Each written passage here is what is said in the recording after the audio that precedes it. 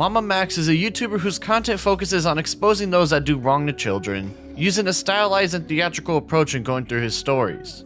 The last time we talked about him on the channel, he was able to get the attention of YouTube themselves with his Pick a Side YouTube campaign, but his latest one seems to be exposing everything except the vile people he talks about, as things are going in a different direction than expected.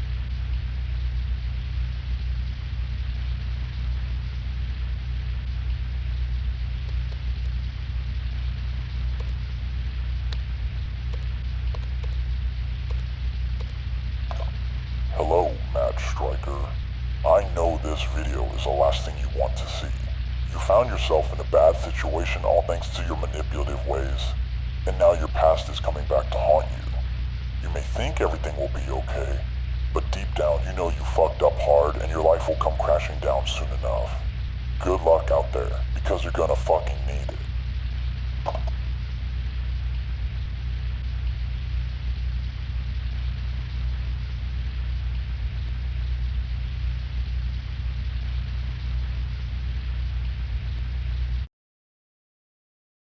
On July 23, 2022, a YouTuber by the name of Magnetar contacted a multitude of Max's ex-girlfriends and dropped a video using their testimony to try and expose him for being a manipulative abuser. Max would respond to these allegations in his own video just 3 days later, disputing the claims and going on to call Magnetar himself a pedophile, scrolling through a set of DMs with one of the girls involved in the call-out who had alleged things happen to her by him. Anthony Field, Haley's boyfriend, Magnetar on YouTube. The one who published this video on me.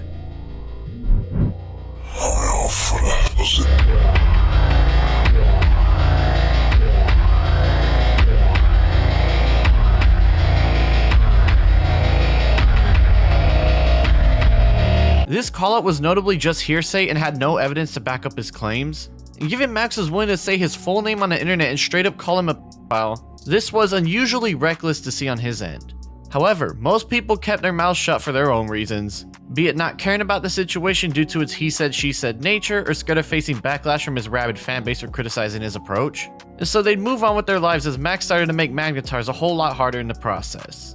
After this, Max wouldn't be heard from for almost a whole year, coming back on June 2nd, 2023 with a brand new video on his channel. The topic opens up as a typical YouTube intro before turning into a short film showing a girl being trafficked in the middle of the desert. He would drone on about subjects such as child trafficking and the rise of artificial intelligence, saying how it can help these criminals get away with their heinous acts easier than ever before. He would then go on to promote his Patreon and show a small snippet of the short film he made, You Can't Hurt Me. The snippet itself is similar to what we've seen before, but the full film itself is something else entirely. Max would have the full upload on his Vimeo account, and in the film not only does he show the decrepit conditions of the shack the girl is held up in, he shows a scene where the girl is forced upon by the kidnapper, basically simulating child. Some Patreon donators would voice their displeasure for him exploiting this issue to raise money on his Patreon account, and so he would reply to one of them stating that the character is not an actual child but an artificial intelligence of sorts experiencing human-like exploitation. He would go on to say that he didn't make the film to exploit but rather to create awareness, and then calls himself a filmmaker whose content is meant to disturb people to invoke a strong reaction from the viewers.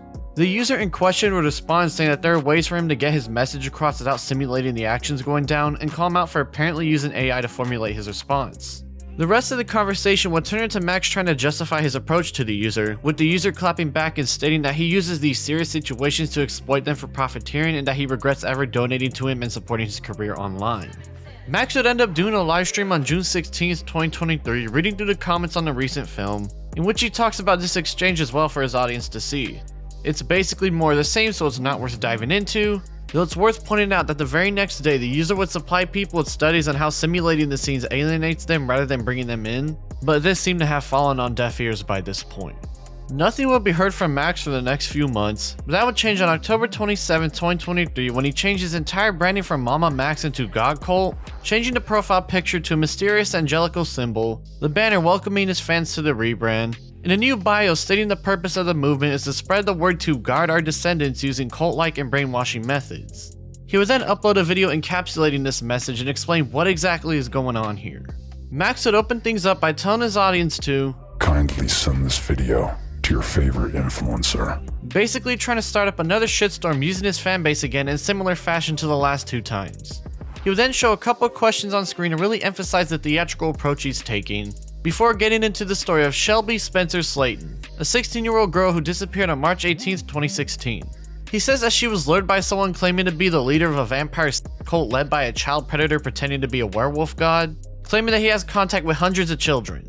He then shows his face for his viewers to see and says his full name, that being Camden Gerard Davis. And would then tell his audience to start up a new hashtag alongside the aforementioned pestering of their favorite online influencers, before commanding them to spread Spencer's word around to get more attention to their cause. As your first command, I kindly ask you to share Spencer's story with the following.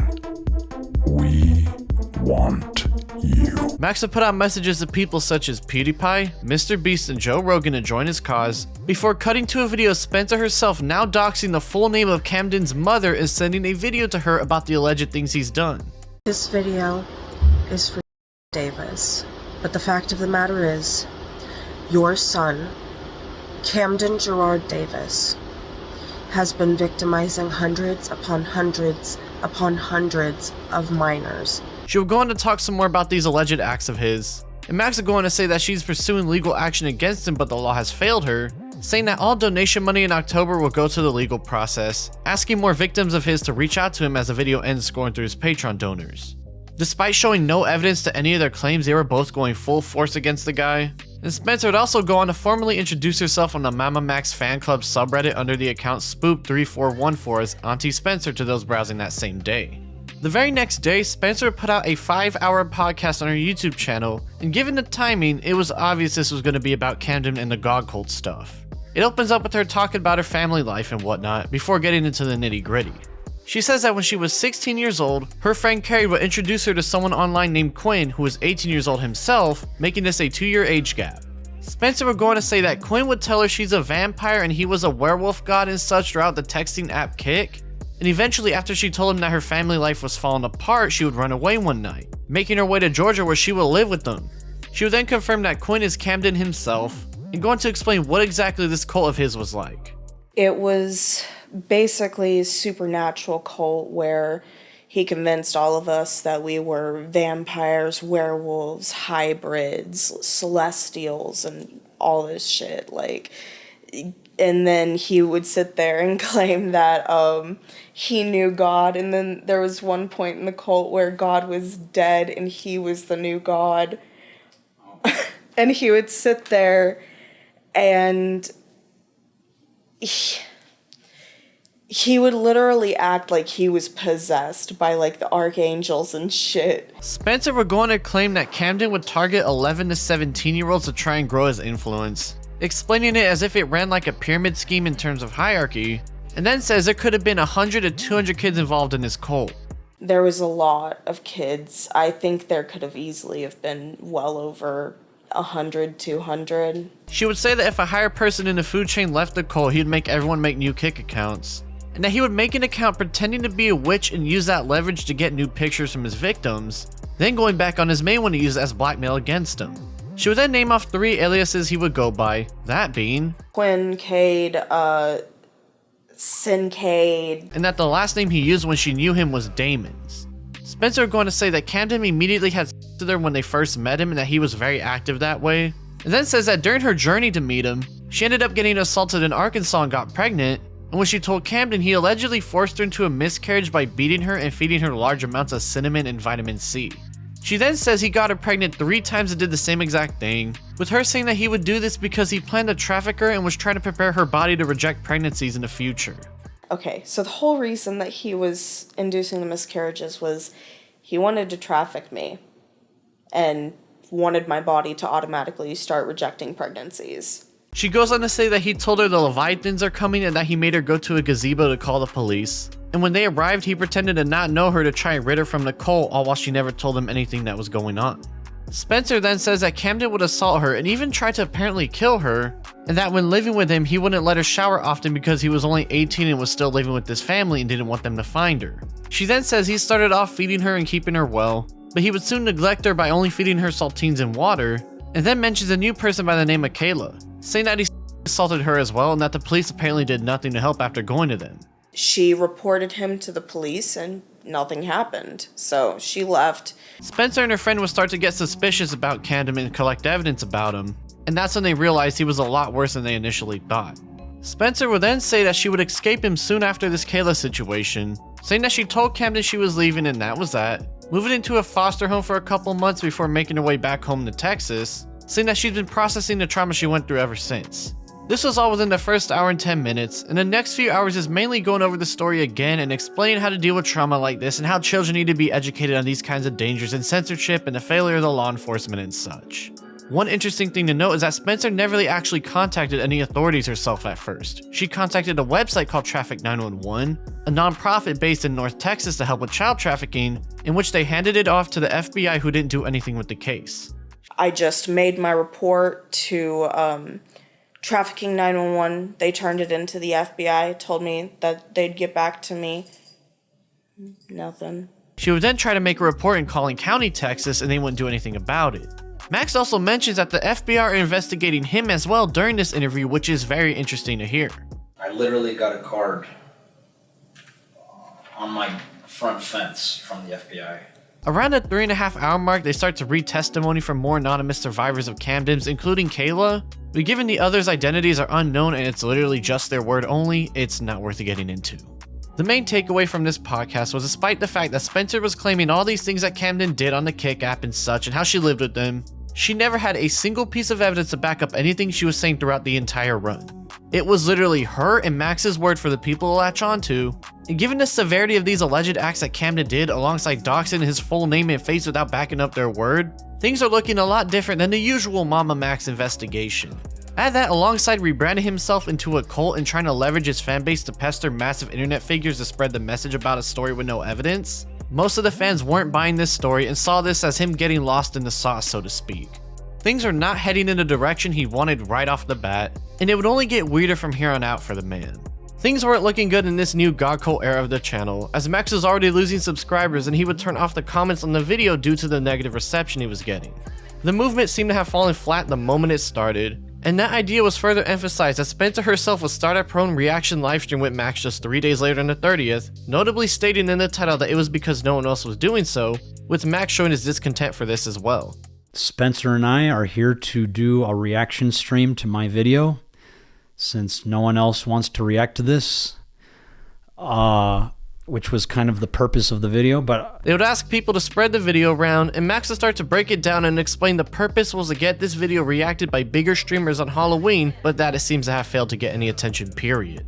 Max would kind of just break down the video for people to understand his theatrical approach better for the next half hour, and says that he wouldn't be doing what he's currently doing if law enforcement was better at their jobs.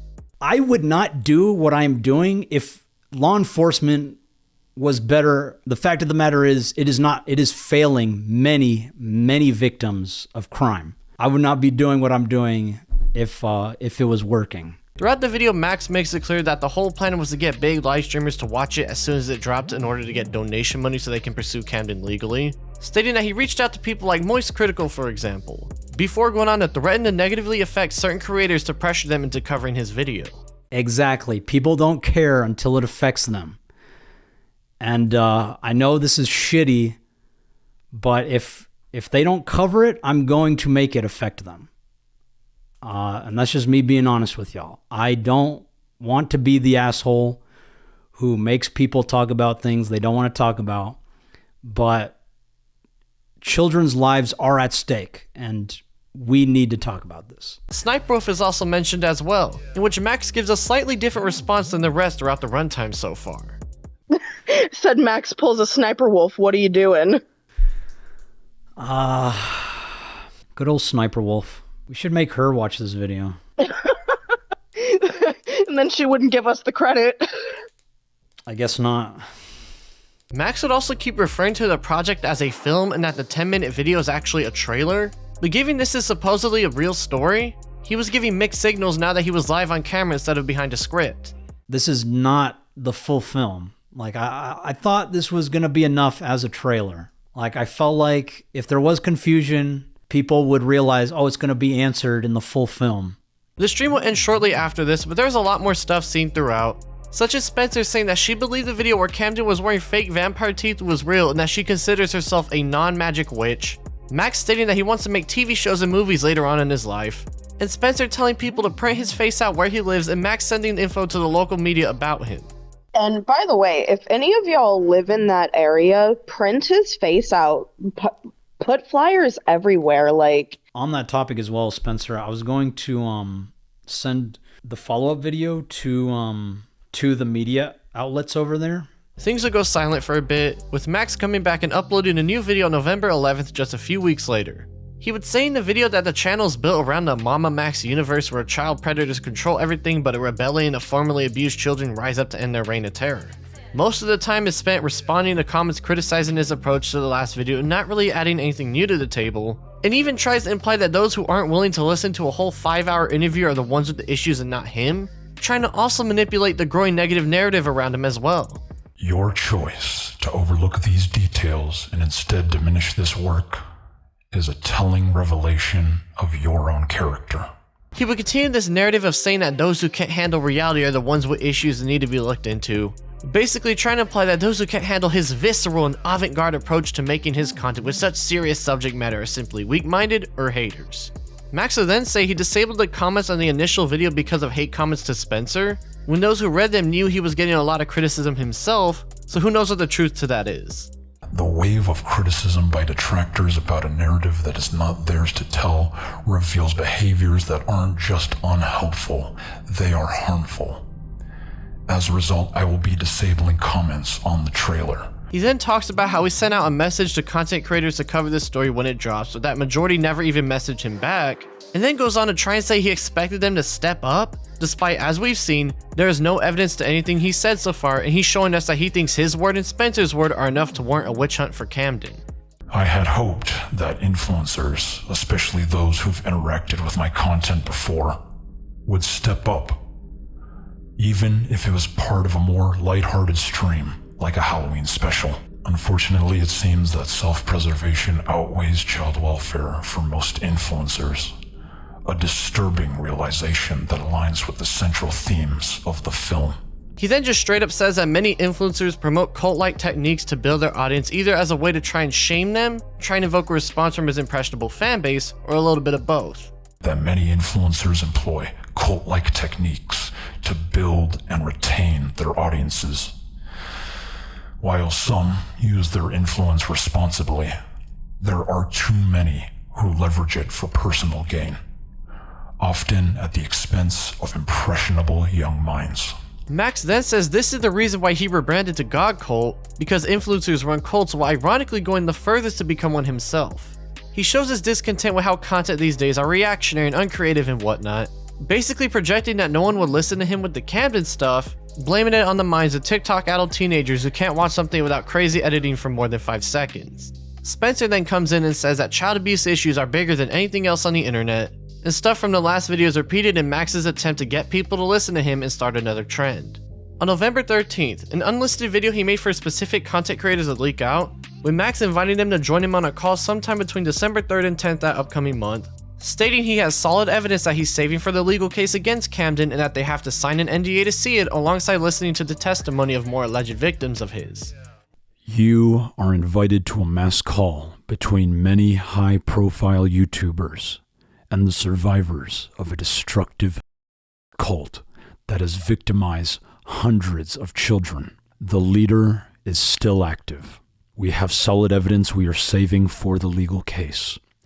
You will be allowed to see everything under an NDA. Your involvement would entail a brief 15-minute session, allotting 3 minutes per survivor. It seemed that Max was hell-bent on doing whatever he could to get the attention of big online creators as his first attempts failed, and so people would sit back and wait and see if he would ever provide evidence to any of his claims, or if he would continue to use just his and Spencer's word alone to try and convince his fanbase to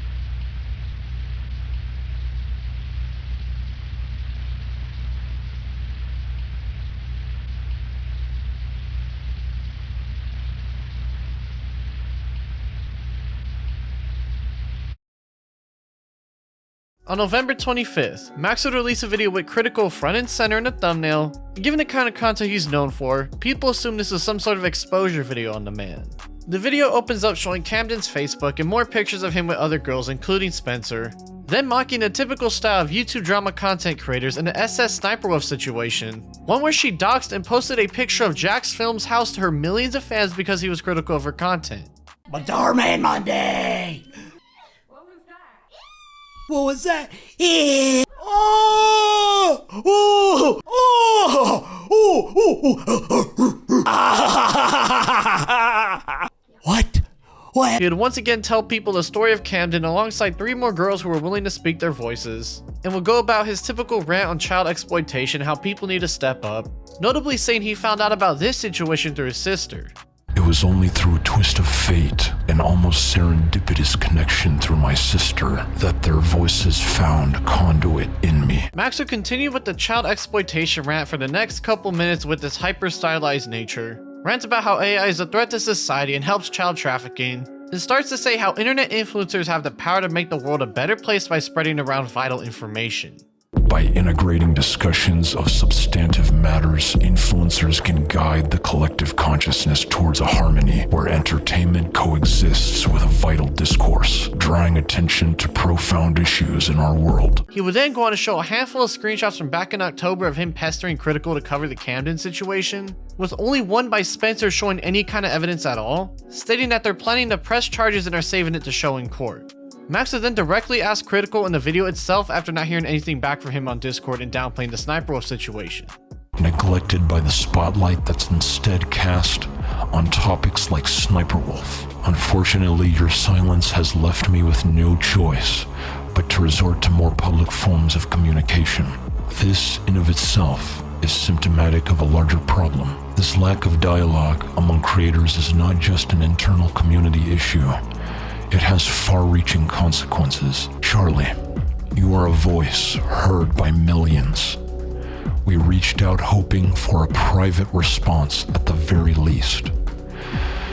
Your platform has the power to drive significant change, yet many voices remain unheard amid the digital clamor. He would then rant about how sensationalized content is getting in the way of talking about more serious issues like child trafficking, and then show a handful of dog videos and pictures with somber piano music to hopefully emotionally invoke a response from him. This video did not go in the direction Max was hoping, as not only did he barely bring up any new info about Camden other than a few Facebook posts, he tried to manipulate his audience into pressuring Critical to talk about more serious issues, aka the child trafficking issue that Max feels everyone is entitled to talk about whenever he tells them to. Add that alongside downplaying the Sniper Wolf situation, and Max found himself in a very different spot than he had ever been in before. Comments started to become critical of his over-sensationalized approach with the intense editing and presentation, with people telling him to stop trying to drag other people into talking about stuff they don't want to talk about, as they don't owe anybody anything when it comes to the type of content they create. Critical himself would respond to this in a live stream, stating that he was sick at the time and that's why he wasn't responding to his messages on Discord. That rubbed me the wrong way. We talked like a month ago about like what he was working on in his investigation.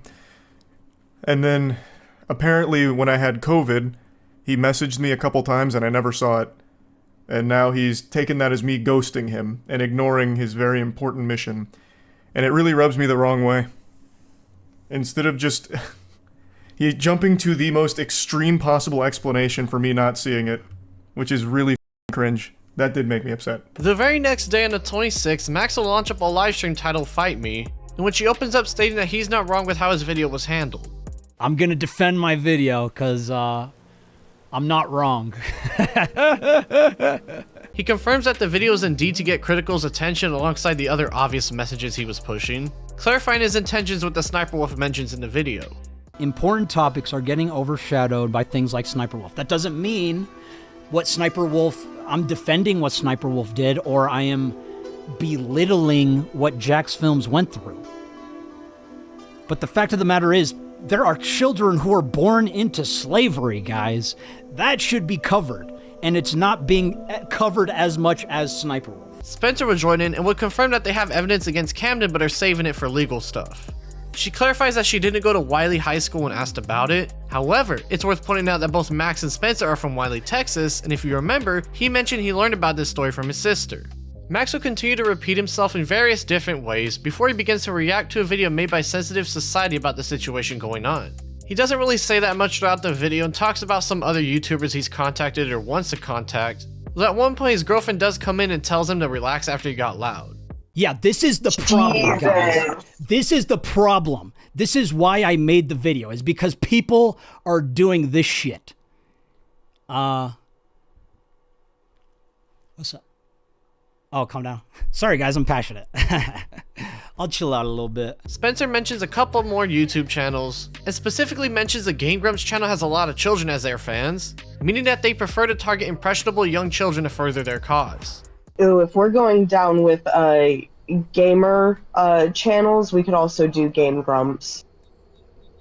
They've got a lot of children as their fans. Max then avoids talking about his editor, who's supposedly a bad person himself. And despite being a self-described predator hunter, when asked about Jeffrey Epstein's accomplice Ghislaine Maxwell, he answers saying he has no idea who that is. Hey Max, thought on the Ghislaine Maxwell trial. Who is that? I don't know a Ghislaine Maxwell trial. He again says that basically every influencer is a cult leader that uses cult tactics to build their audiences. And at one point, someone who claimed to live near Camden will ask them what he should do, in which Spencer says this. I say send the interview and everything to all your friends that are also parents, even some that aren't parents. Take it to the schools in the areas.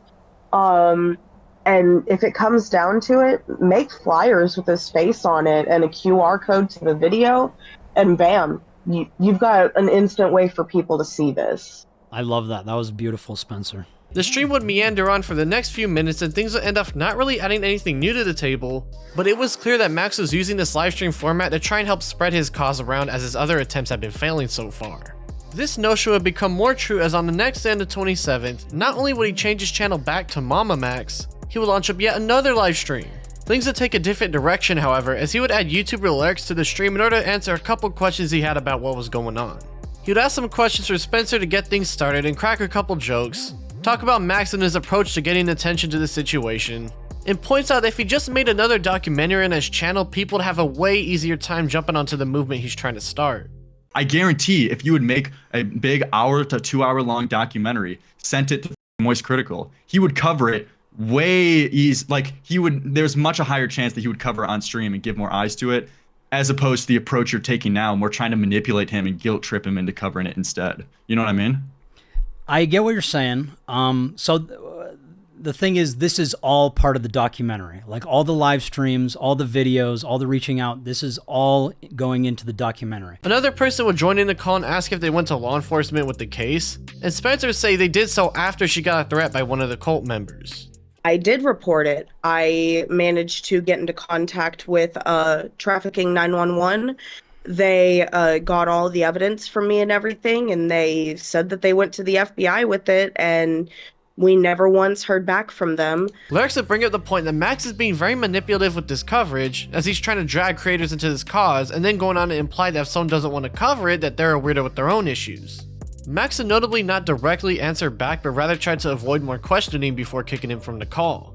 Covering this small case with this small cult leader, but there's much bigger things in the world right now that are bigger issues. So someone could say the same thing to you. Well, yeah, and that's why I'm trying to make the conversation not just about the cult leader, but about global child exploitation, which I think is probably one of the greatest issues in our world. Spencer, what do you think? Who cares about Spencer? You're the guy with the platform. I'm sorry, all due respect, but I don't give a fuck about this person's opinion. You're the one of 760k subs. What the fuck? He then says that he understands Lyrics' point, but softly implies that he believes people should be forced into talking about things they don't want to. Like, I get what Lyrics is saying is like, no, you can't make people talk about this shit. It's like, why not? We should be talking about it. Just my opinion. Max and Spencer would talk a bit after this, and then when asked why he decided to choose Spencer's case, he mentions that a previous predator named Pablo Sonny got away with it after he made his video on him, that he's contractually obligated to see the case through, and that not only is he using the Patreon money to pursue Camden legally, he's now also using it to move Spencer into his house and eventually find her a place of her own to live at. I'm so sick of having predators that run away like Pablo Sonny and we don't get them. I am investing all of me into you and the survivor, Spencer, because I will not stop until we see justice. why we're doing donations through my Patreon rather than a GoFundMe, that is because I'm contractually obligated to see this case through and make sure Spencer is taken care of. Spencer is moving over to me in a couple of days, actually, and we're going to find her own place, and I will be paying for all of it. YouTuber Mudahar of Some Ordinary Gamers will hop into the call to talk with Max and explain the issue that's going on. That being, Max is not telling the Camden story in a cohesive manner with evidence and is confusing a lot of people. It's not cohesively put together, so that's the thing you need first. You need to have a whole, whether it be an hour-long video that details the story from the beginning, middle, and I know there's no end to this because justice hasn't been served, but if you give a beginning and the middle, I think everyone is going to be attracted to the story and they're going to look into it and they're going to like cover it. Max would thank him for the feedback, and Muda would explain that people don't want to watch a 5-hour podcast to understand what's going on. They need the story to be condensed so they can understand it easier. And Max admits that he assumed people would just go ahead and watch it after he made his initial video on Camden, before stating that the next video he's making is to build a timeline about him. Yeah, I assumed everyone was, if they wanted to know more, they would just go to the podcast. Because that was to help Spencer build their own platform. But I do understand that not everyone's going to click on the podcast or watch the whole 5 hours. That is what we're going to do next video, is build the timeline. Do you have a time frame for that? Yeah, I mean, it's going to be what's released next within a week or two. Muda would dip out soon after, and the stream would continue on with Max mainly just answering random questions from chat, and mentions that people can re-upload his content to spread his message around. All of my content, any of you can use. You can edit it, you can meme it, you can re-upload it, do whatever you want. You can do whatever you want with my content, guys. As long as you're spreading the message, we really appreciate it. YouTuber Scared Theater would join the call and basically just say the same stuff as Mudahar, though Max does point out now that he feels bad for trying to drag Critical into the mess. But I feel bad that it's coming off as like you better respond or you're supportive of or some shit like. Spencer and Scared Theater would chat for a bit. She would mention she doesn't recommend someone to watch the 5-hour podcast in one sitting despite it being vital info for their cause, and he would soon dip out to do his own thing. Max and Spencer would say a lot more things that Camden allegedly did or is currently doing, but again, they haven't given any people any evidence to work with.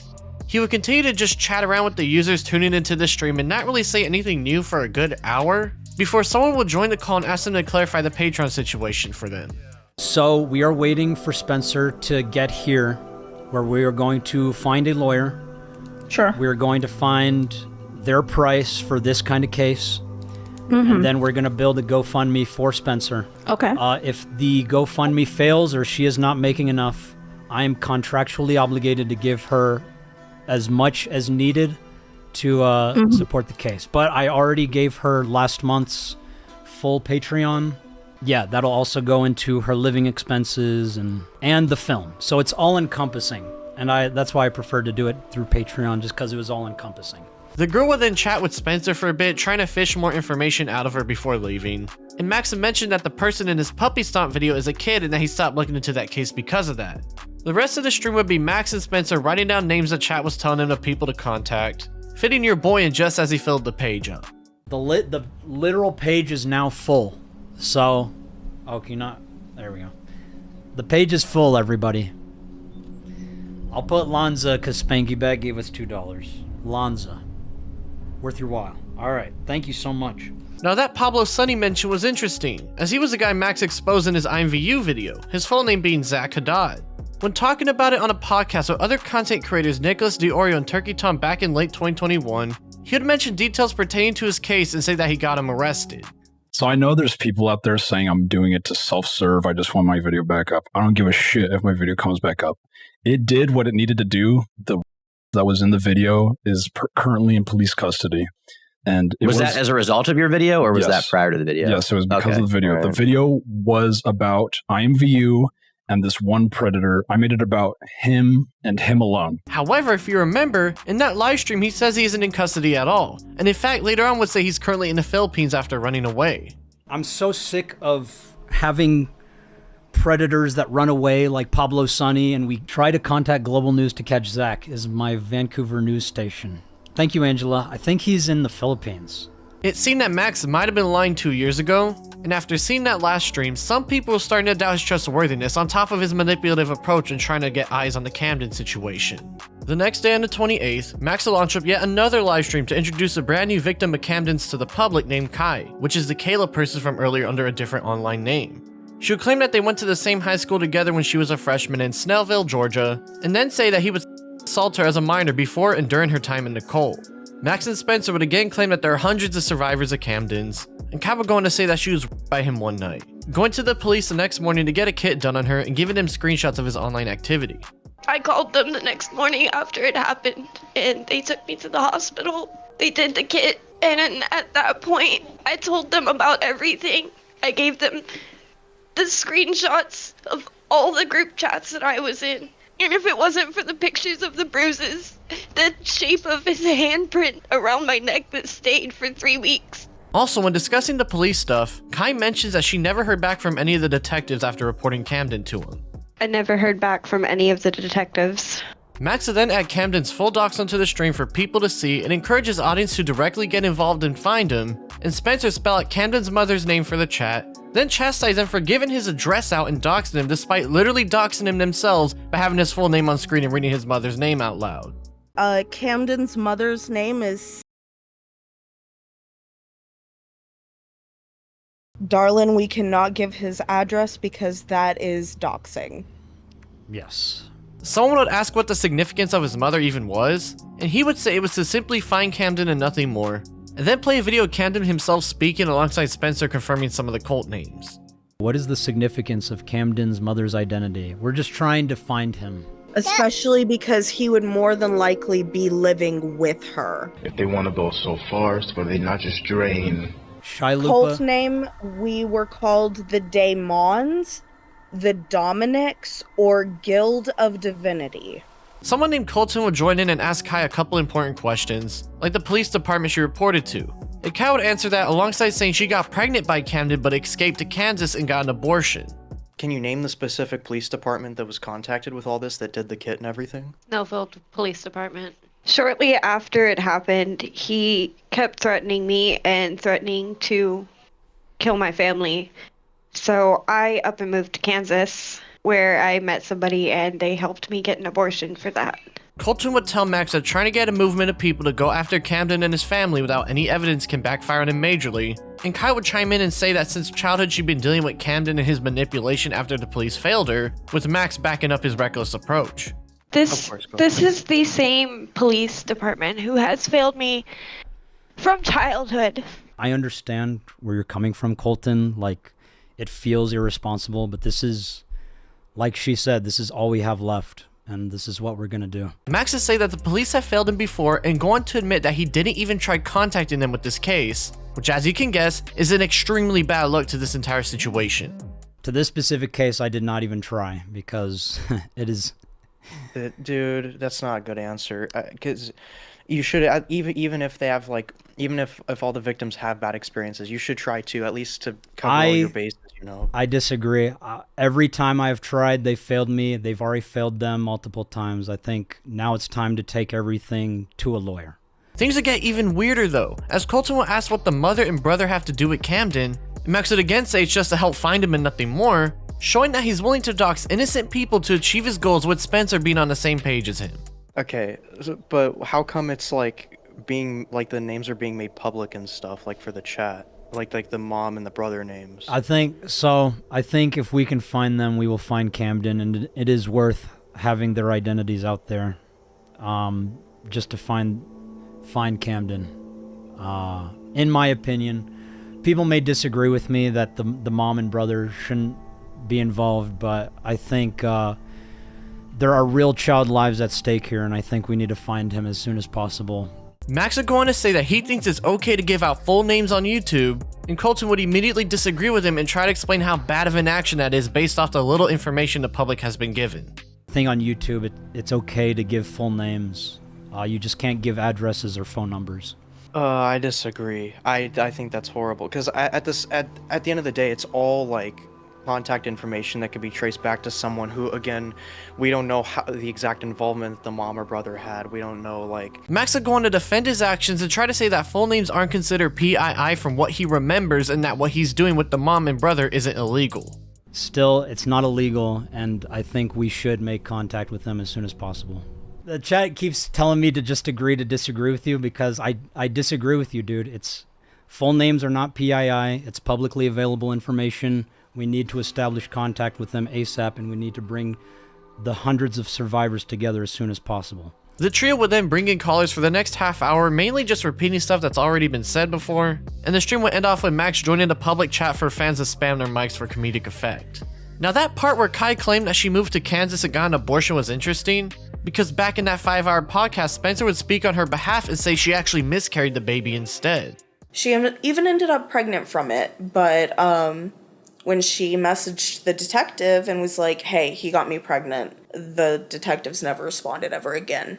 And she ended up miscarrying. On top of that, Kai was one of the people who testified at the end of the podcast, and not once during her entire section does she mention the pregnancy or kit that was done on her, despite this being vital information she would talk about later on when publicly coming forward.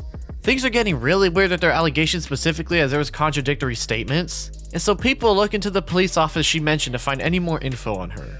Well, someone on Kiwi Farms will end up getting a hold of her police records, in which it shows that they did indeed follow up with an investigation, including getting Camden's DNA as well. While she told them that Camden was running some sort of cult, she never provided any evidence to her claims whatsoever, as it was just her testimony to work with. The officer would contact Camden and he would say he only went to drop off a car charger and took a drink from them waiting outside. They would then contact a friend of Camden's named George, and he would say that Camden stayed the night from 6 p.m. to 10 in the morning on the day of the incident. Eventually, the officer got Camden into their headquarters and would properly interview him, in which Camden claims that the day prior on the 25th, he dropped off a phone charger cord at Kai's house and left after 30 minutes, and then the day on the 26th when the incident happened, he was staying at George's house. Some more miscellaneous stuff would be said, and the officer would come to the conclusion that based on the conflicting testimonies and no physical evidence to support that Camden was at Kai's house that night, there would be no probable cause to pursue the case any further, and in so would suspend the investigation on July 13th, 2017. In other words, the police indeed were made aware of Camden by Kai and what he supposedly did to her, and they properly investigated the case. They just couldn't pursue any further due to a lack of evidence and dropped it. As far as the kit goes, it seems that was lost as nothing ever came out of it, so there's no way to dig into that any further.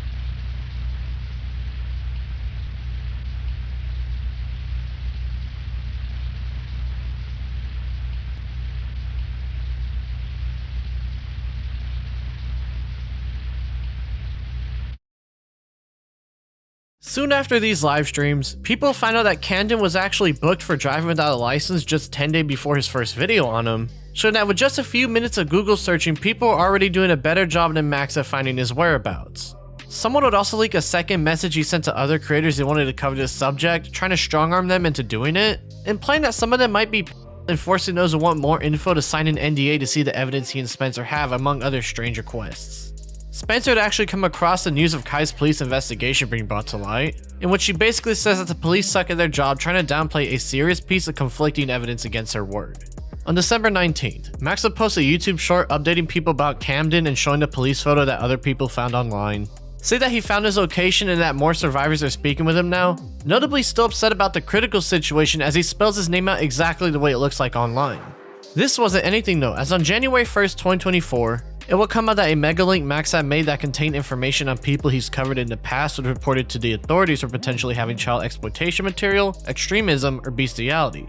Suddenly, that mention of him being under investigation by the FBI had a lot more concerning undertones, as Max's entire online presence has been built around covering one of those three topics in question.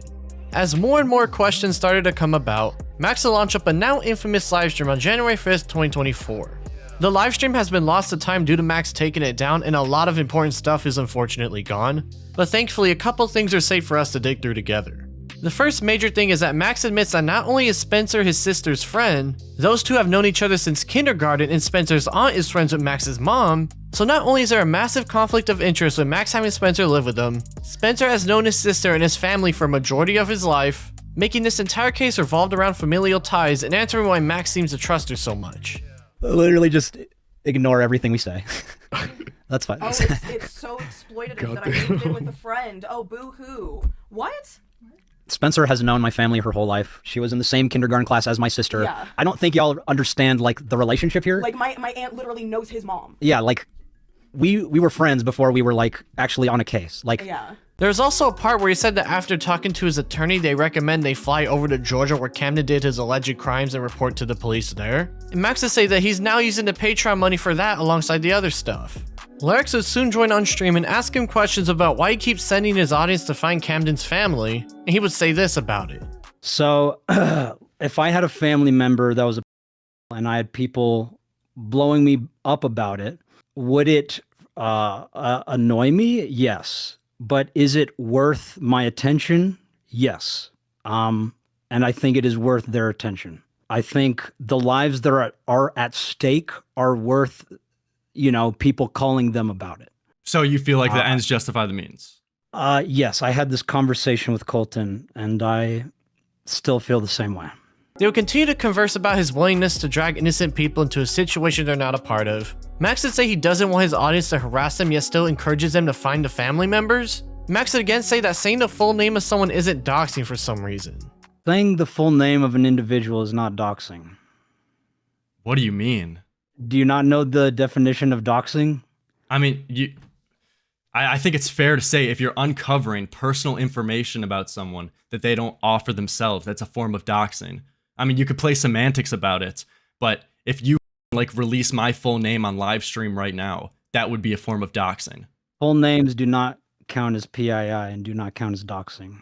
Max would continue to defend himself for doxing and somewhat harassing people he deems worthy in his own eyes, before Larix would bring up his response video to his old exes. He brings up how Max doxes Magnetar and calls him a without backing up any of that with evidence, and Max is going to claim that Magnetar doxed him and doubles down on calling him a even trying to avoid showing proof by making sly jokes about it. So I'm wondering. They posted a video with my driver's license. I said his full name. Yeah, while calling him a He is Okay, then I'm curious. He is verifiably a Okay, I'm curious because I just talked to Magnetar on my stream just like an hour ago, and he told me that he didn't know what you were talking about at all, and that those screenshots he has no recollection of, and he doesn't know what happened. So I guess I'm just curious. I don't even know what happened. I'm just curious because I haven't seen evidence on both sides. Okay. So do you have any evidence proving he's a because you didn't show it in your video? What do you want? His pic? No. What?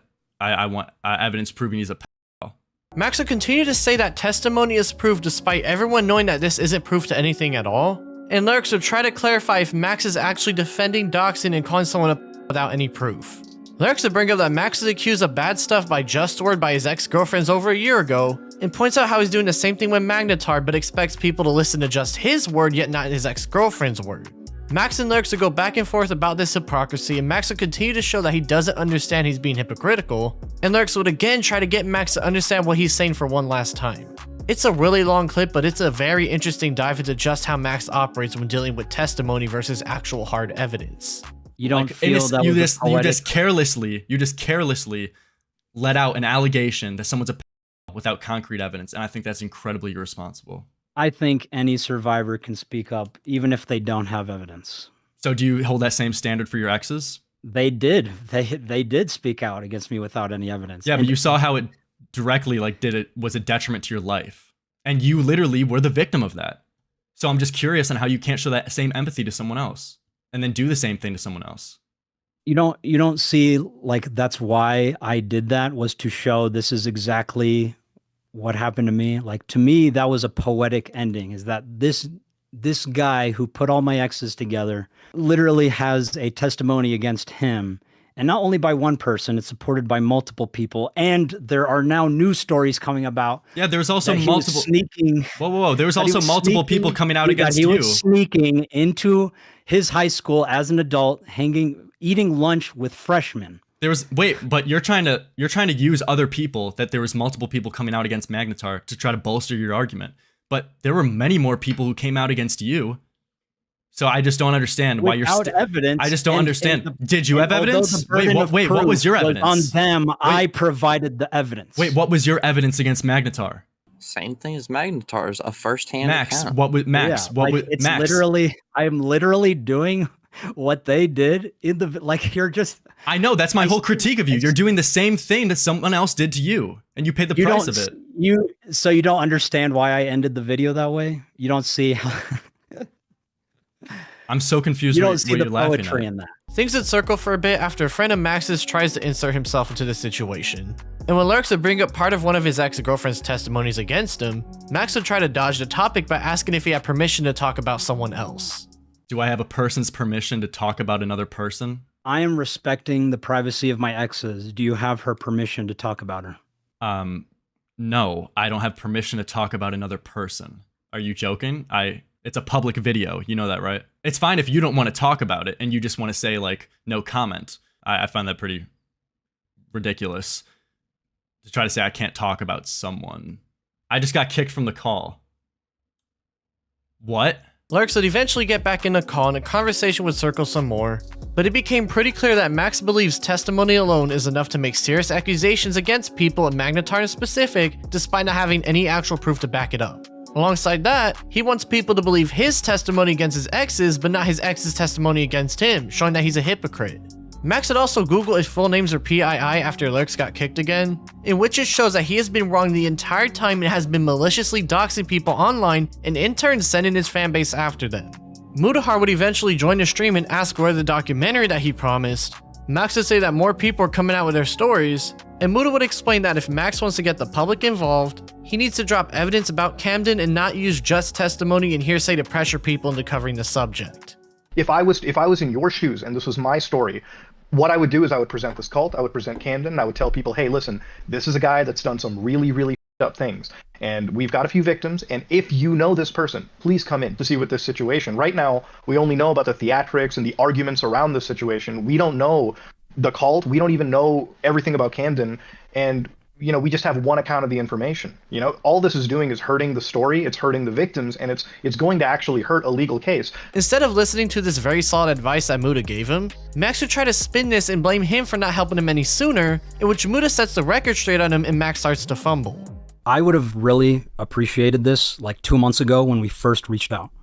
I reached out to you and multiple other creators asking for help, and none of you were responsive. I understand y'all are busy and doing your own things. But this is the first time I've ever handled a case of this complexity and magnitude, and that is why I was asking for help. But Max, me and Nux told you about this weeks ago, almost a month at this point, exactly what I just said right now. Muda would go on to explain that he told him to do this a month ago and that he needs to make a story from beginning, middle, and end so that people can latch onto it naturally. Max would again say he's holding onto the evidence to go after Camden legally, and things would end off in an unceremonious fashion between the two of them. Max would end up inviting someone named Xylee onto the call. While most of it is her yelling at him for messing up his entire coverage on the Camden situation since day one and saying what's been said already, she was able to get him to admit that despite what he's claimed in the past, he's never gotten any of the people in the video sent to jail, let alone got them in court. You've been doing this for 5 years and you don't know how the process goes? How I've many never people been to have you court. actually caught? I've never been to court. After this meltdown of a stream, Max would finally end things off with a couple words of his own. Thank you all for joining the stream and participating in this conversation. We'll see you probably never again. The next morning, he would take the stream down supposedly because of a survivor's request, but given it absolutely exposed the man for being a doxer and manipulative individual, there's a lot of doubt if that's true or not. That manipulative nature of his would still be prevalent soon after, as the very next day he would DM Lurks telling him to take down or edit his livestream and say that if he doesn't, he will get his YouTube partner manager to step in, basically trying to pressure him into taking it down. Lurks would ask for a timestamp or name of the person he's accusing him of doxing. Max would give him the name of the individual and then go on to vaguely threaten to get his channel terminated for bullying and harassment, saying that we'll be checking in on you periodically, whoever this "will" is. Lurks would respond calling him a weirdo and asking him to keep it straight up and stop with the edgy LARPing and threats, and things would end there as Max wouldn't respond after that. Max would also allegedly start copyright striking re-uploads of his streams despite saying it was alright earlier, but I will point out now, his real last name isn't actually Striker, so unless he legally changed it, this could be either an imposter or him lying about his name on the form he signed when sending in a copyright strike, which if that's the case, he'll have to deal with YouTube themselves on that one when they find that out. After people realize just how deranged and manipulative Max is and the fact he misled people about getting Pablo Sunny captured, they'll start to dig into his old content to see if there's any possible lies to go through. The first major thing to be found was in his unlisted video rolypoly.exe, in which Max investigates a weird video game that he found. At one point he shows he found a Discord server relating to the game, but you can see the gear icon in the channel list, meaning that he was either a mod or admin of the server, and given the kind of people that he investigates, there's no way they gave him admin privileges. This is a bit fishy, and the next piece of content people will dig through would be Cartoon Incorporated, a video about some YouTube channel that he found that had creepy uploads involving children's media, specifically the Frozen Disney series. Max would play a clip of a fake Frozen 3 that had weird imagery throughout, and while a lot of it was edited in a similar way to his old content, one can brush it off as similar edgy tastes. What was more interesting though was the usage of a specific font called Pixter Granular, as this is a font you have to pay money for before you can use it. It just so happens that Max has been using the same exact font in his recent videos, and the chances that two different people who edit in a similar way and use a similar font that you have to pay for are a bit on the lesser side if you ask me. That's on top of nobody having any actual proof that the original Cartoon Incorporated channel even existed in the first place, as the one that currently exists was made after the release of Max's video. The next would be his IMVU video, in which part of it goes through the account of someone named Casey who was supposedly exploited by Pablo Sunny. He would say he would find a YouTube channel connected to her with no videos, but that one of his hackers would get access to unlisted content, in which he plays one of them titled "This is where you killed me," alongside comments by Casey herself that really amplify the tone. He even says that he sent the info to the authorities, but they failed him as they never did anything. As usual, I send what I have found to the authorities, but predictably, as the many months have passed during the making of this video, they still haven't reached back out to me for additional information, and nothing has been done yet. All except for the termination of her channel and IMVU account. Gee, thanks, law enforcement. Casey, whoever you are, whoever did this to you, I pray that you're still alive to see what we are about to do to this monster. In a Discord interview he participated in around mid-December 2021, he would go on to claim that Casey was thankfully alive and doing okay but didn't want to talk much about her. I can't talk too much about Casey. I don't know what I can and can't say. I will tell you that yes, she's okay. That's all I'm gonna say. Oh, thank God. I didn't even know that. Holy shit. That's something I wanted to actually jump in VC with you about at some point. Yes, but thank God. I'm gonna stop talking about it. There's a lot I want to say about it, but I can't talk about it. So, it seemed that Casey was doing fine now, and she was just another victim of Pablo Sunny's, right? Well, it turns out in that recently deleted livestream, Max would go on to admit that Casey was never real the entire time, meaning that he straight up manipulated and lied to his audience. There are fictional elements. It should be obvious which is fiction and which is not.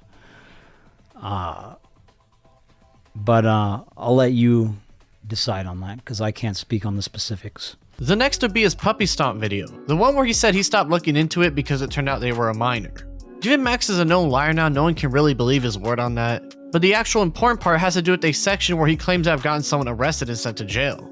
The picture he shows on screen for a moment has a blurred out person. Given that we recently learned that Max has shown how willing he is to dox anybody he deems necessary, this was a bit strange, as why would he protect the identity of a person he claims to have gotten sent to jail when he's out here trying to dox people's mothers and brothers who aren't involved in anything? That's already weird enough, but it gets even weirder, as when you check the height and weight measurements, it turns out that they're both off by a major good chunk, as 1.8 meters is 6 feet and not 5'7", and 100 kilograms is 220 pounds and not 150 pounds.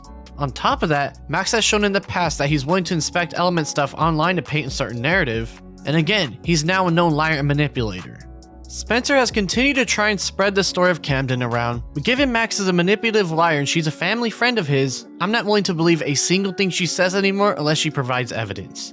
It's already weird enough listening to how she apparently had 4 miscarriages yet no medical attention, and in fact, during that 5-hour podcast, she would admit to being an accomplice at one point in time as well, meaning that she might also be in some serious trouble whether she realizes it or not.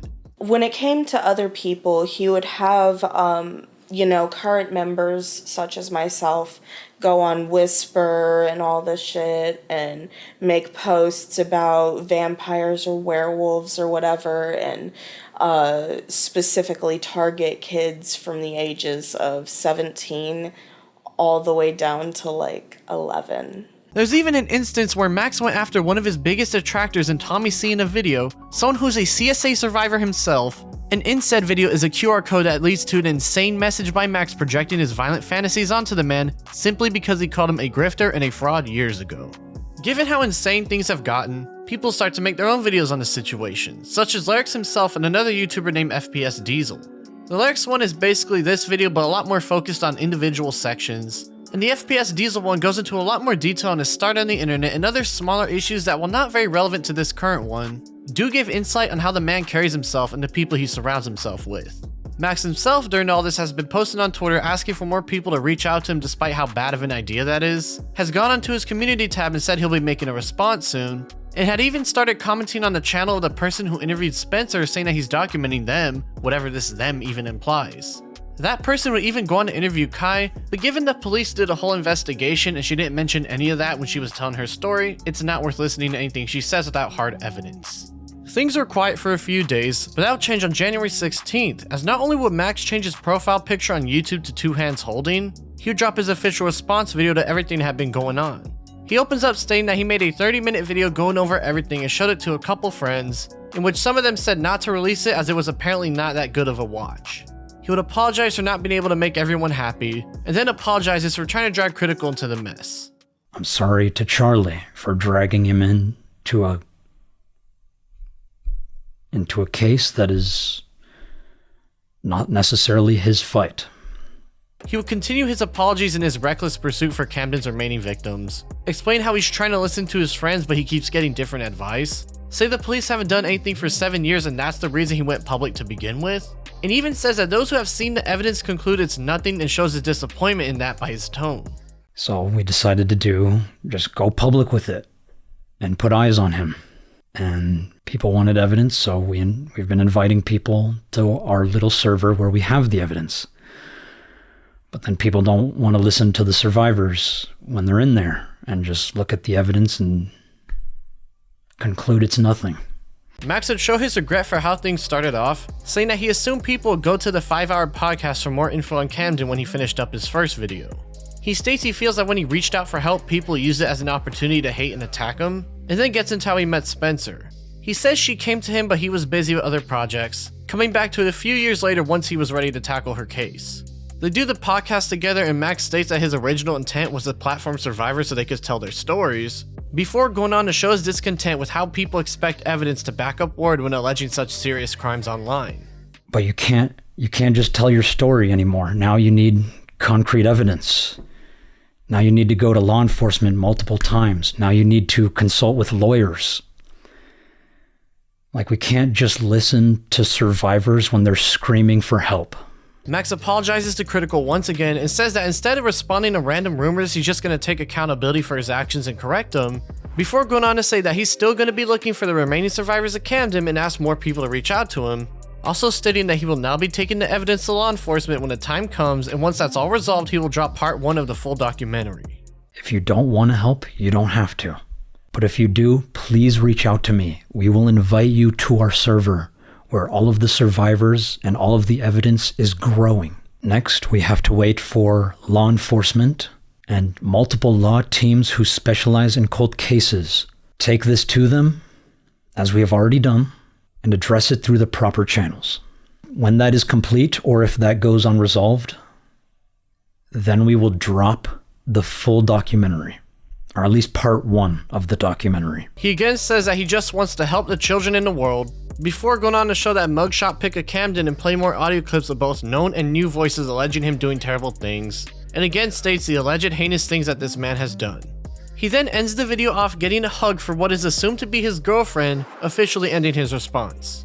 Max not once mentions the fact he lied about Casey and possibly faked content, triples down in his search for Camden, and doesn't mention that he's a malicious doxer and a manipulative individual who uses his audience as a weapon to further his goals. That's again not to mention that he refuses to show evidence to people yet still wants them to reach out to him, but that's besides the point already. No apology to Tommy C and no apology to Magnetar, and the fact that he truly thinks hearsay and word alone is enough to warrant a witch hunt for someone should tell enough about his character. It's to no one's surprise that the comments are lambasting the man, because despite everything that's been piling up against him, he's still too stubborn to admit that he's ill-equipped to handle something this serious. This isn't some online drama, this is real life. And this video shows us that nothing is gonna stop him until something happens in his pursuit for Camden. Max even had a GoFundMe up at one point, in which the goal was $100,000 and he was the one who kickstarted it with his own donation to try and get more people to help. Given it has since been taken down, this obvious attempt to get money didn't work, yet there was still even more info to be found on the man. The very next day on the 17th, Nicholas Diorio would come out of retirement and release a video on Max himself. While most of it is this video but his own take on it, he had a segment that included an uninterrupted Discord call between him, Muda, Max, and Spencer, a segment that shows Max for who he truly is. At the start of the snippet, Max states that the investigations are real, but the films he makes are faked and he purposefully puts fake elements to the video while still talking about real people, basically admitting to a line in his videos. The investigations themselves are real, but the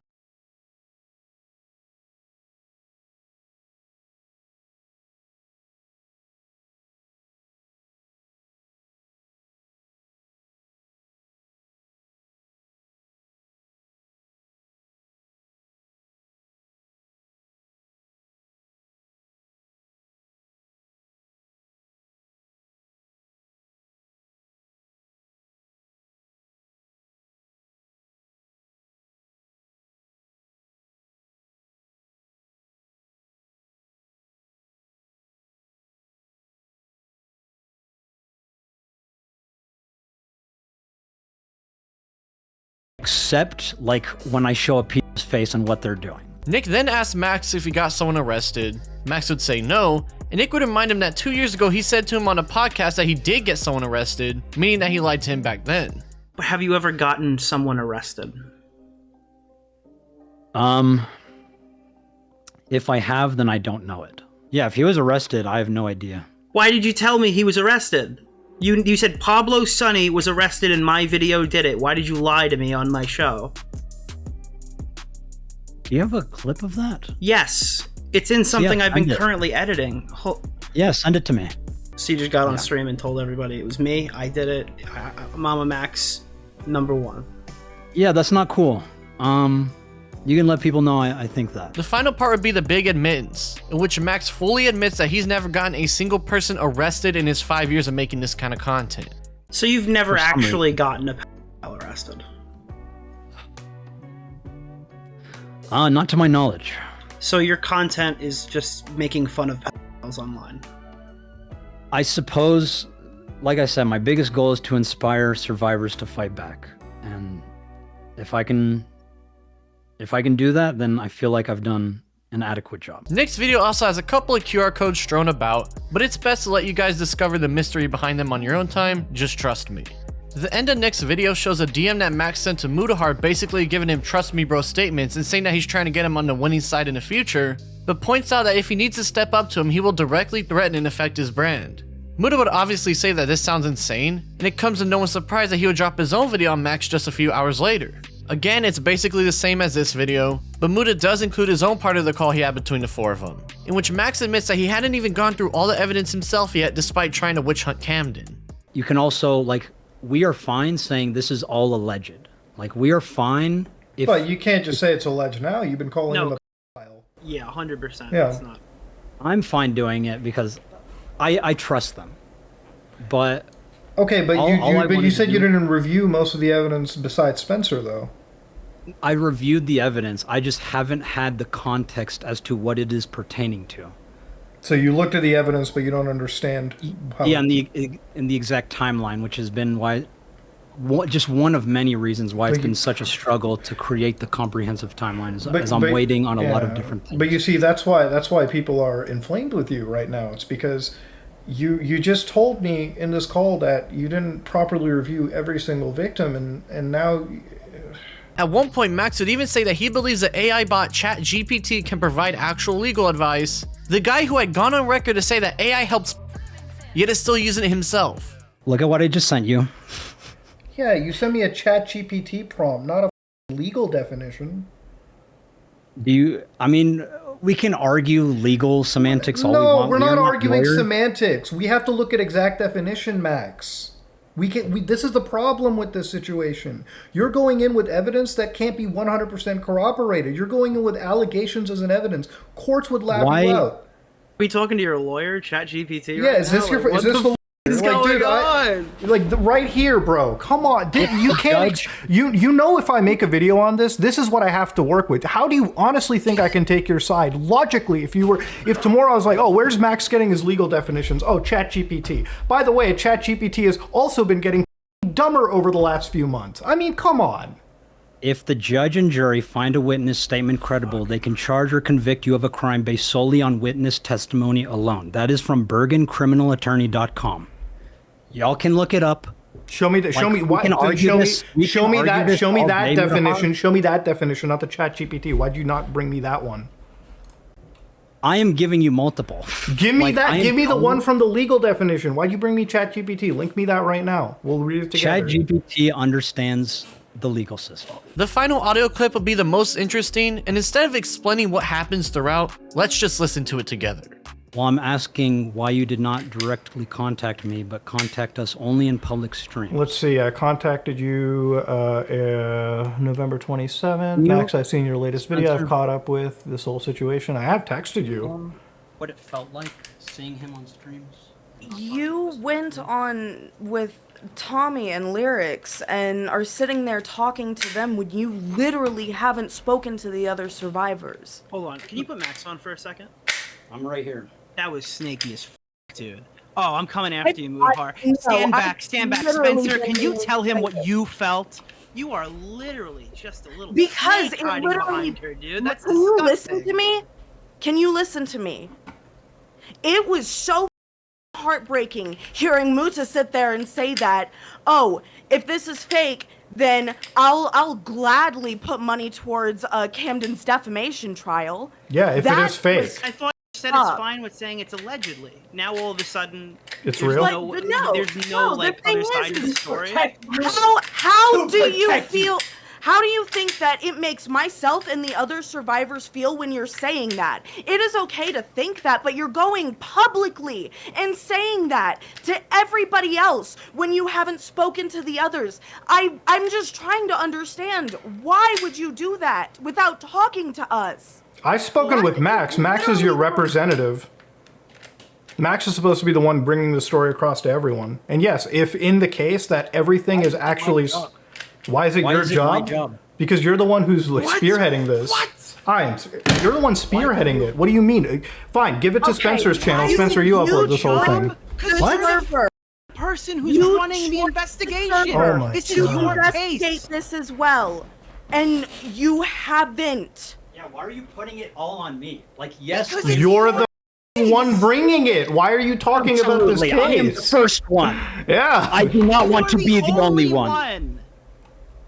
You're the only one. Well, then you are the only one. You haven't convinced exactly. You haven't made anything I compelling. haven't been listening to them. I've been trying to set up a call like this for months. Yeah, and I've had a 2-hour-long call, and I'm not moving anywhere close to the situation. In fact, I have more questions. Why can't you take initiative to talk to other survivors? Well, I'm talking to you right now more than anybody else. The video end off with Muta saying that he basically has no respect for Max out of anybody he's ever talked to on the channel, and that he'll be trying to help out the victims behind the scenes rather than make it a public spectacle the way Max tried to.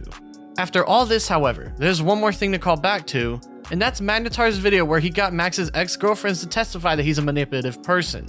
While there's technically no evidence and it would be a headache and a half digging through so much testimony, Max's attempts to slander his name and ruin his life certainly left a mark on the man.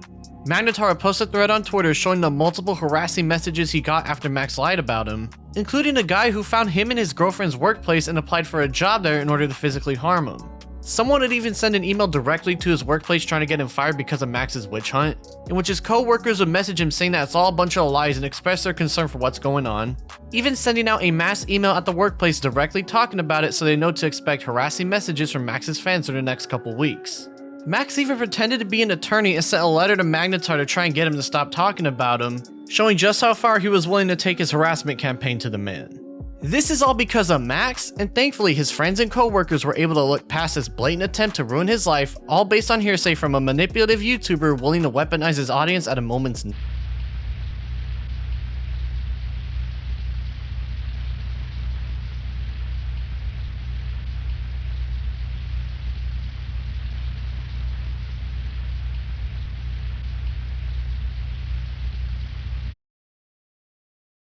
Throughout this entire situation, it became pretty clear what Max truly is. A manipulative, narcissistic man with a hero complex who uses the serious situation of child exploitation in order to make his edgy films LARPing as a predator hunter. There's serious doubt if his past content was even real with actual evidence to back it up, and Max has shown that he's willing to dox and send his fans after whoever he deems necessary in his pursuit for justice. He's manipulated people into believing he's done good in the world, when in actuality he's never sent a single person to prison, let alone get arrested. And he even tried to manipulate his audience into going after Critical simply because he felt entitled for him to cover a topic he wanted him to. His morals are skewed beyond belief, and all this situation did was expose him as an immoral clout chaser using children and flashy editing to hide his lack of actual skill when it comes to investigating this serious subject matter. He could have saved his career by making a proper video going from beginning, middle to end like he's done in the past, but he instead tried to sick his fans onto someone that for all we know so far is just some random weirdo dude. There's so many more things to question, like how did an 18-year-old transport someone over multiple state lines? There's no evidence of gas receipts or Greyhound bus or flight tickets either. And how did he have such a strong cult with hundreds of people, yet no actual paper trail of its existence anywhere online? None of it sounds believable, and that's on top of the werewolf vampire god stuff going around. It's actually hard to believe this cult was a real thing going on without any actual evidence to go by. For all we know, Camden might actually be as bad as Max says, but until people see evidence for that, the rational ones aren't going to take any of what he says seriously, only the irrational people will, and those are the kind of people who will listen to Max by his word alone. These kinds of people are easily manipulatable, and ironically enough, that's exactly what Max has been doing with them. Despite being the man who preaches that all YouTubers use cult-like tactics to build their audience, he's the biggest cult leader of all, manipulating anyone and everyone he can while projecting his issues within his content. To put it simply, Max is a fraud and a grifter, pretending his videos helped out a group of vulnerable people when it turns out he's never sent anyone to jail, but he was still willing to take their thousands of dollars from them under this lie until it finally caught up to him in the end.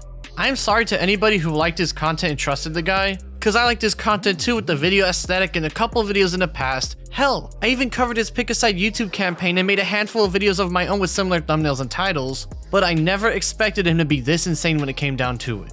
I brushed off anything weird as creative liberties, but after seeing him for how he truly is, I can't support someone so malicious and manipulative on this platform.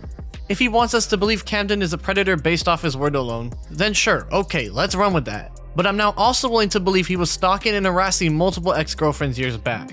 Max is still trying to move forward with this investigation despite many people telling him to drop it, so it seems the Camden saga might not be over anytime soon. Perhaps he does make a video that completely vindicates him and proves to everyone Camden is a predator, but even so, a lot of people now see him for the manipulative, immoral man he truly is, and this is one of the very few times where I would directly state that I do not think someone like this should have an online career. Max has shown to us in this entire situation that he's not to be trusted. He's lied and misled his audience for years. He's faked parts of, if not his entire content catalog, slanders people on a whim and uses his audience as a weapon against them, and is overall an incompetent man when it comes to covering serious cases like this. It's okay for him to admit all this and take the L and learn from it, but his refusal of doing that and still going after Camden really shows off that hero complex of his. There's a video he made years ago called Superheroes, and playing clips of it doesn't do it any justice, as the entire time he talks about how he wanted to be a superhero as a kid and provide something in the world. His content exposing predators was his way of becoming a hero in his eyes, yet it turns out he was a fraud masquerading as one for money and fame the entire time, and it was all his own undoing that led to him exposing himself. There's nothing else to be said here. The story of MamaMax seems to finally be over after many months of build-up, and only time will tell if Max will keep pushing forward at his attempt at playing hero, give the case off to someone more competent than him, or if he'll just move on from YouTube and pursue his lifelong goal of becoming a filmmaker.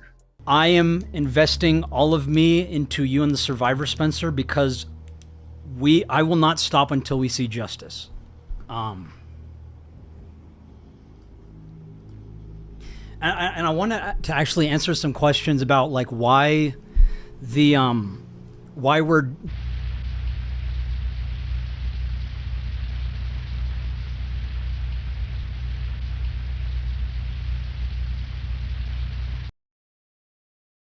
It comes to no one's surprise that the story isn't over just yet, as Max still had a couple more punches left in him. While Magnetar was going around showing off more of Max pretending to be a legal team of his so much that his lawyer called him out on it, Max is still trying to keep these guys up to no avail in his pathetic attempt at pressuring him to stop talking about him online. It would even come out that Max now plans to sue Mutahar after he dropped his video on him for $1 million given he has multiple racks on deck. And Muda would respond saying that Max sounds completely insane, but he will still do his best to try and help the victims behind the scenes. On January 18th, Max would upload a brand new video on his Patreon account despite everyone telling him to stop everything and just drop it. Given that it's technically behind a paywall and I don't want to give Max a valid reason to mess with this video, I'll just summarize it for you guys. He shows that his GoFundMe was reported and shut down, and then starts to doom scroll through Twitter with posts containing his name and saying that people are now being brainwashed by all these online influencers. While not directly saying that they're lying about him specifically, the implication is pretty obvious, and he goes on to say that he's documenting all these people for another upcoming project of his called Silence All Survivors, which was notably the name of the original video he mentioned in his recent failed apology video. He then says his typical statement of trying to empower survivors and such, and ends things off with the quote, "If people were silent, nothing would change," with the implication behind that showing that he's not backing down anytime soon. This comment on his page can sum up what the majority of people are thinking about him at this moment, as he has all but confirmed that he will keep pushing forward and nothing is going to get in his way. Diorio would also leak some DMs with the man showing Max trying to get onto his stream to talk about the situation, with Nick telling him to get some actual help beyond just random internet people and get some actual law figures and journalists to help him instead. Some more DM leaks about Max and Spencer wanting to sue Muda would come out, and Max saying that suing Muda would help out the Camden case by bringing more eyes beyond YouTube on it. These are typical deflection tactics that we've seen before. It's just way more entertaining to see it coming from such a big YouTuber who's way too stubborn to back down alongside his friend. Also, the NDA itself would leak out, and assuming that this isn't a ChatGPT prompt that Max made and is already null and void, none of it pertains to anything Mudahar has done, showing just how upset Max and Spencer are at him for spreading the word around of their severe mishandling of this entire case. Max's close friend and collaborator Nexpo would go on to put out a statement on Twitter saying that after all he's seen recently, he's cutting him off for good and apologizes to those being affected by his malicious behavior. Max's former editor Slug would go on to leak more stuff about the man, including an unedited raw reaction from him back around the time he was working on a Critical video. While most of it is him just talking out loud and shooting ideas around for his upcoming video, he starts to project his frustration at Critical for not answering him back quick enough, and then straight up starts to ego trip thinking that this wouldn't come out to the public. I clicked this video because I thought he was talking about me.